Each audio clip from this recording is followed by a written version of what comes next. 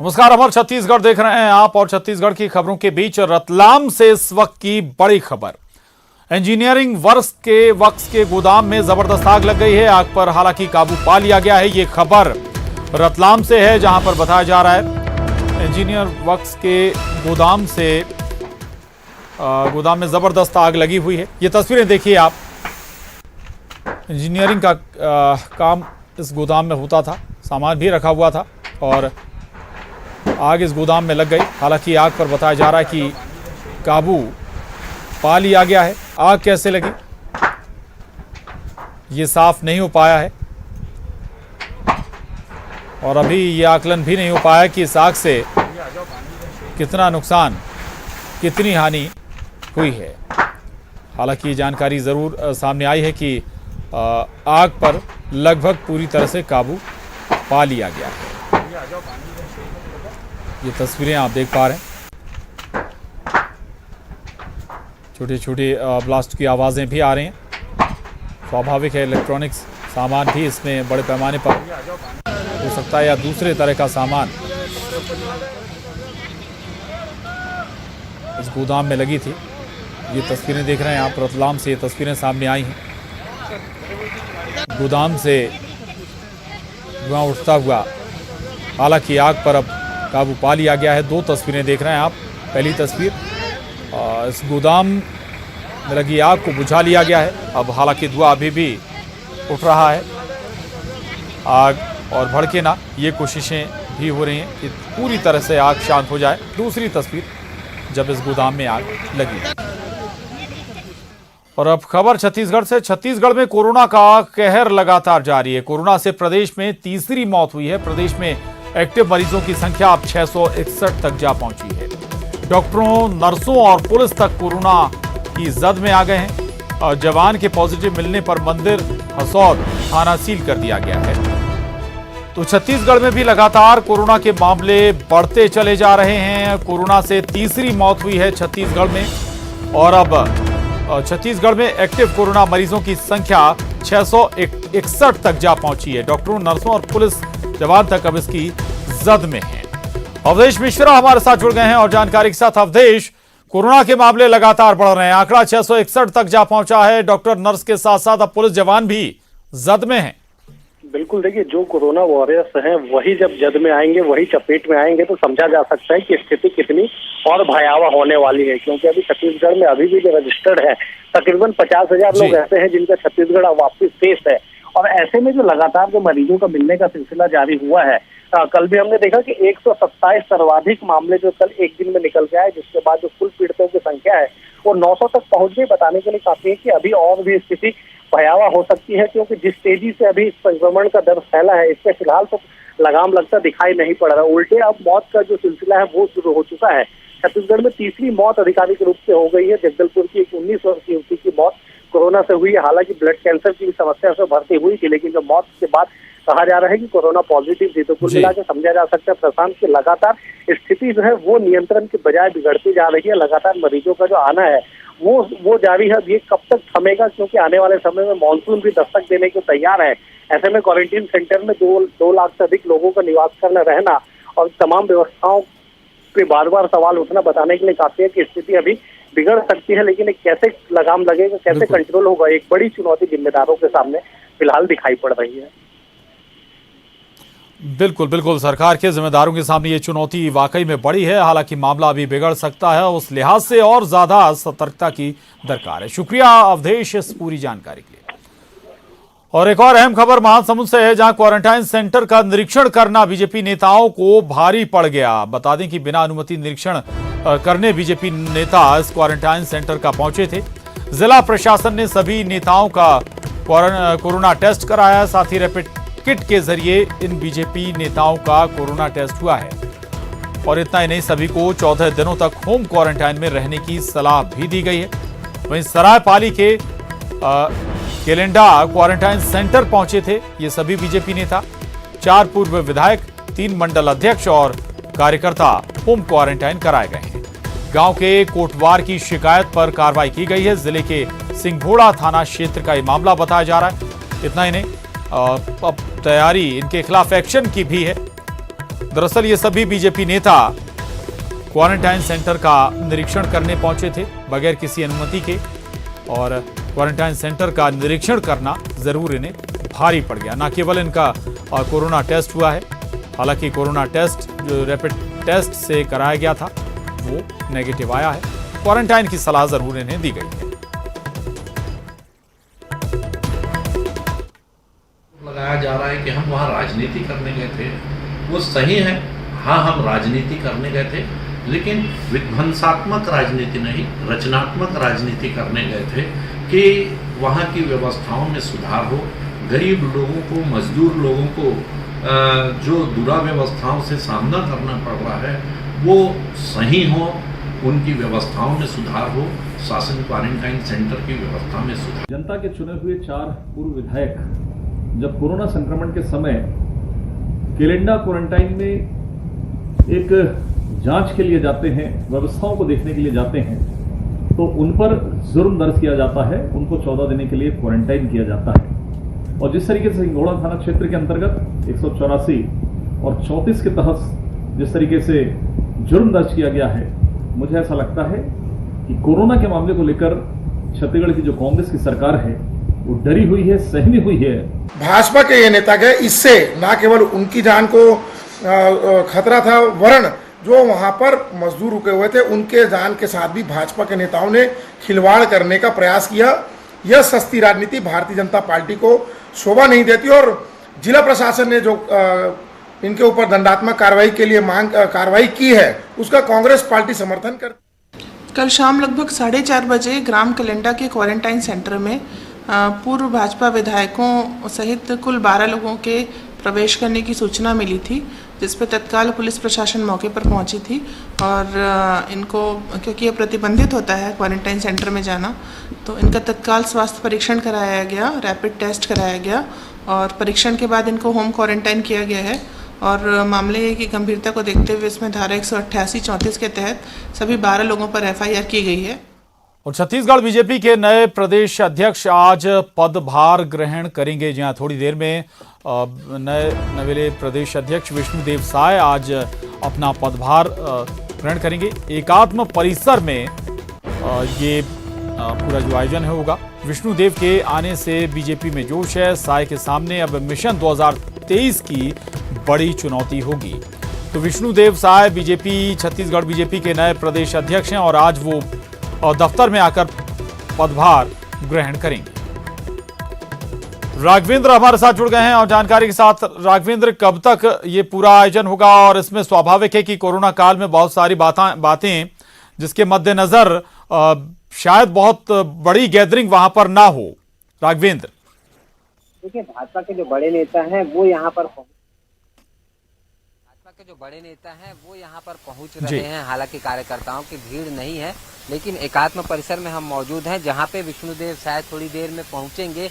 अभी तक हालांकि वो पहुंचे नहीं हैं। 1 बजे का समय था उनका आधिकारिक पदभार ग्रहण करने का, लेकिन वो रास्ते में हैं और यहाँ आ रहे हैं, उसके बाद पदभार ग्रहण करेंगे। लेकिन भाजपा के जो बड़े पदाधिकारी हैं, जो नेता हैं, वो यहाँ पर आ चुके हैं। अब जो है विष्णुदेव साय का इंतजार है। अगर बात कर ली जाए, गौरीशंकर अग्रवाल जो पूर्व विधानसभा अध्यक्ष हैं वो आ चुके हैं, पूर्व मंत्री राजेश मूणत, सांसद सुनील सोनी, अभी तुरंत जो है नेता प्रतिपक्ष धर्मलाल कौशिक पहुंचे हैं और विष्णुदेव साय के साथ संभावना है कि डॉक्टर रमन सिंह भी साथ में पहुंचे और पदभार ग्रहण के समय मौजूद रहेंगे। तो बड़े जो पदाधिकारी और बड़े जो नेता हैं वो जरूर पदभार ग्रहण के दौरान रहेंगे। बाकी कार्यकर्ताओं की भीड़ ज़्यादा नहीं है। जो बड़े कार्यकर्ता हैं वही यहाँ पर मौजूद हैं और पदभार ग्रहण करने के बाद 3 बजे प्रेस कॉन्फ्रेंस भी करेंगे और वो अपनी बातें रखेंगे किस तरीके से अब बीजेपी को आगे ले जाने के लिए क्या उनके पास एजेंडा है, किस तरीके से काम करेंगे। और 2023 जो कि अगला विधानसभा चुनाव होगा वो इनके लिए एक बड़ी चुनौती रहेगी, क्योंकि जिस तरीके से 14 सीटों में भाजपा सिमट गई है इस चुनाव में, तो अब अगले चुनाव आते तक टीम को मजबूत करना और उसके बाद मुद्दों को उठाते हुए कहीं ना कहीं सरकार के खिलाफ में माहौल बनाना, ये बड़ी चुनौती रहेगी। और प्रदेश अध्यक्ष होने के नाते विष्णुदेव विष्णुदेव साय जी। इस पर कितना काम कर पाते हैं, किस तरीके से टीम को एकजुट रख पाते हैं, किस तरीके से मोटिवेट कर पाते हैं सारे लोगों को, ये तमाम बातें रहेंगी। अब आज वो पदभार ग्रहण करेंगे, उसके बाद वो अपनी बातें भी रखेंगे और उसके बाद किस तरीके से काम काज उनका शुरू होता है। बिल्कुल बिल्कुल राघवेंद्र, 2023 सबसे बड़ी चुनौती होगी विष्णुदेव साय के सामने। हालांकि वक्त भी है अभी संगठन को और टीम को मजबूत करने का उनके पास। बहुत शुक्रिया इस पूरी जानकारी के लिए। खबर रायपुर से है। केंद्र ने जीएसटी की बकाया राशि दी है। छत्तीसगढ़ को 1117 करोड़ रुपए मिले हैं।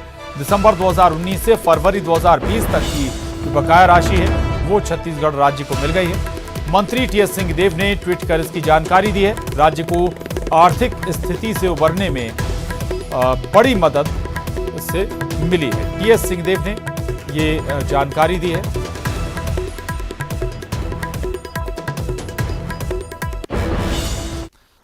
और जीरो पावर कट सप्लाई के लिए क्षतिपूर्ति का नियम बनाने वाला छत्तीसगढ़ पहला राज्य बना है। कांग्रेस ने ट्वीट कर इस पहल का स्वागत किया है। जीरो पावर कट सप्लाई के लिए नियामक आयोग ने नियम बनाए, जिसके तहत पावर कट होने पर उपभोक्ताओं को 5 रुपए प्रति घंटे की दर से क्षतिपूर्ति देनी होगी। इसमें सामान्य खराबी या ट्रांसफार्मर में खराबी के लिए भी क्षतिपूर्ति का प्रावधान है। हालांकि इसके लिए शहर में ट्रांसफार्मर को सुधारने के लिए 24 घंटे का वक्त दिया गया, जबकि गांव में 5 दिन में ट्रांसफार्मर में सुधार नहीं होने पर क्षतिपूर्ति देनी।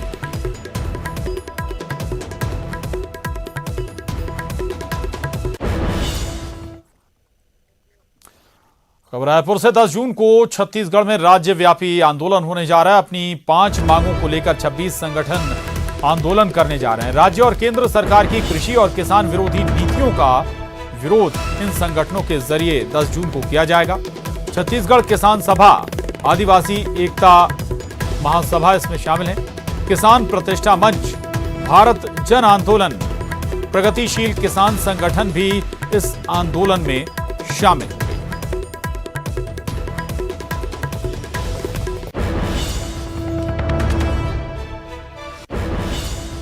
खबर कांकेर से, जहां बीएसएफ जवान ने खुद को गोली मार ली। खुद की राइफल से गोली मारकर जवान ने खुदकुशी कर ली।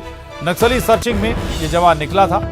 बीएसएफ 157 बटालियन संगम में था यह जवान पदस्थ। इसने खुद की जान ले ली, गोली मारकर खुदकुशी कर ली जवान ने। कांकेर से यह खबर है।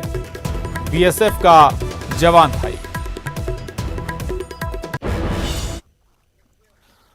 खबर जगदलपुर से, जहां कोत्ता, वालसा और कोरापुट के बीच रेल यातायात बाधित हो गया है। चिमड़ी पल्ली और उर्गा गुहालू के बीच रेल लाइन पर चट्टान आ गिरी। बारिश के चलते लैंडस्लाइड हुआ है। अभी रूट को डाइवर्ट कर जो मालगाड़ियां हैं वो निकाली जा रही हैं। पहले भी यहां लैंडस्लाइड हो चुका है। जो रेल यातायात है वो बाधित हुआ है। हालांकि जो मालगाड़ियां हैं वो डाइवर्ट कर आगे भेजी जा रही हैं। हालांकि दावा ये रेल विभाग के जरिए कि जल्द ही इस रास्ते को दुरुस्त कर लिया जाएगा। खबर रायपुर से, शादी का झांसा देकर 6 लाख की ठगी की गई है। मैट्रिमोनियल साइट्स के जरिए जान पहचान बनाई गई। खुद को लंदन में इंजीनियर बताकर झांसा दिया गया है। आमानाका थाने में अब इस मामले में शिकायत दर्ज हो गई है। पुलिस छानबीन में जुट गई है। तो रायपुर से यह खबर है, जहां शादी का झांसा देकर 6 लाख रुपए की ठगी को अंजाम दिया गया है। एक और खबर रायपुर से, अश्लील एसएमएस बनाकर धमकी देने का मामला सामने आया है। युवती को धमकी देने वाला आरोपी युवक गिरफ्तार हो गया है। शादी का झांसा देकर उसने रेप की वारदात को अंजाम दिया था। ब्लैकमेल कर अब 5 सालों तक लगातार ये रेप करता रहा। गोल बाजार पुलिस ने इस मामले में आरोपी युवक की गिरफ्तारी की है। तो अश्लील एमएमएस बनाकर युवती को लगातार धमकी देकर ये रेप की वारदात को अंजाम दे रहा है। अगली खबर बिलासपुर से, जहां निजी अस्पताल में युवती से गैंगरेप का मामला सामने आया है। आरोपियों को की शिनाख्त के लिए अपोलो लेकर पहुंची है पुलिस। पीड़िता के सामने पहचान परेड होनी है। अस्पताल के 2 वार्ड बॉय पर रेप का आरोप है। वहीं 4 संदेहियों को पहचान के लिए अपोलो लाया गया है। मजिस्ट्रियल बयान पर पीड़िता ने रेप की पुष्टि की है। तो ये बड़ी खबर है, अहम खबर है। बिलासपुर से, जहां निजी अस्पताल में युवती से गैंगरेप के मामले में आरोपियों की शिनाख्त के लिए अपोलो लेकर पहुंची है पुलिस। खबर बेमेतरा से, जहां मासूम बच्ची के साथ दुष्कर्म करने वाले दरिंदे को पुलिस ने 72 घंटे के बाद भी अभी तक वो नहीं पकड़ पाई है। फिलहाल एसपी ने अलग अलग पुलिस की 5 टीमें गठित की हैं, जो हर बिंदुओं पर जांच कर रही हैं। 3 दिन पहले 8 साल की मासूम के साथ एक ट्रक ड्राइवर ने दुष्कर्म किया और घटनाक्रम से 20 किलोमीटर दूर छोड़कर वो फरार हो गया।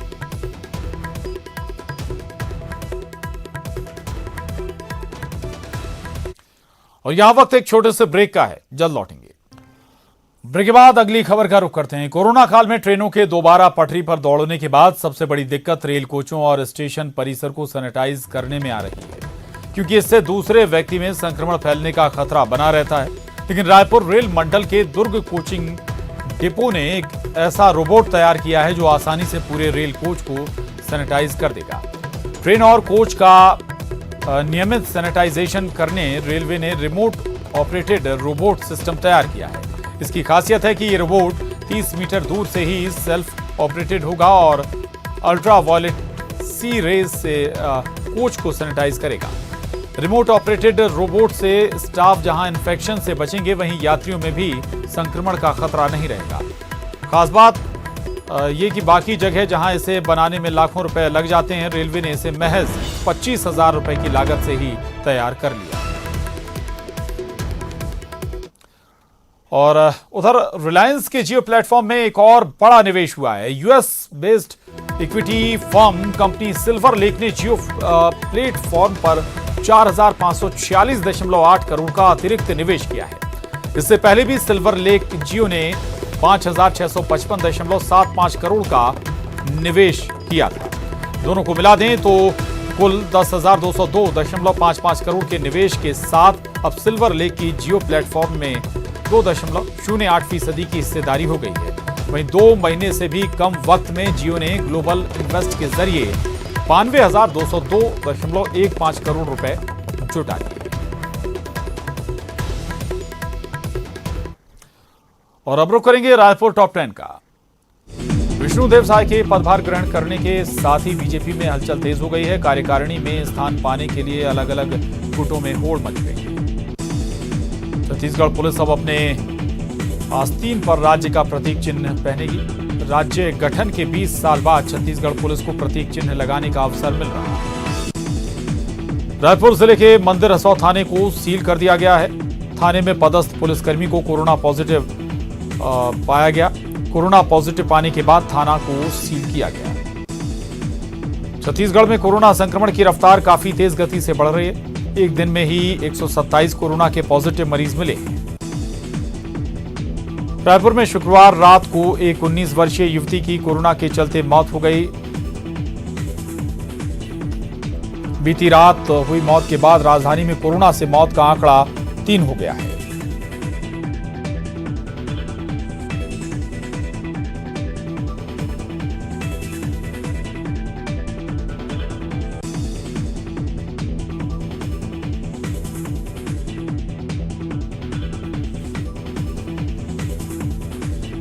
छत्तीसगढ़ में भी 8 जून को मंदिरों के कपाट खुलने जा रहे हैं। मंदिर खुलने के बाद मंदिर प्रबंधन भक्त किस तरह से मंदिर में जाकर पूजा आराधना करेंगे, ये गाइडलाइन जारी हो गई। दस्तावेजों के पंजीयन के लिए हर आधे घंटे में 3 अपॉइंटमेंट मिलेंगे। पंजीयन कार्यालय ने आज से अपॉइंटमेंट सिस्टम लागू कर दिया है। जब से लॉकडाउन शुरू हुआ है तब से खेल पर ग्रहण लग गया है। प्रदेश के खिलाड़ी, चाहे वो स्कूली छात्र छात्राएं हों या किसी संस्थान के खिलाड़ी, सब खेल के लिए तरस रहे हैं। राजधानी रायपुर के बूढ़ा तालाब के सौंदर्यीकरण के बाद अब अन्य तालाबों को सहेजने का काम शुरू हो गया है। इसी कड़ी में पंडरी राजा तालाब में भी सफाई का अभियान शुरू कर दिया गया है। मानसून आने से पहले ही प्रदेश के किसान खेती किसानी की तैयारी में जुट गए हैं। धान बीज के साथ साथ खाद का भंडारण करने में भी किसान जुट गए हैं। और इसके साथ ही बुलेटिन में बस इतना ही। खबरों का सिलसिला जारी है।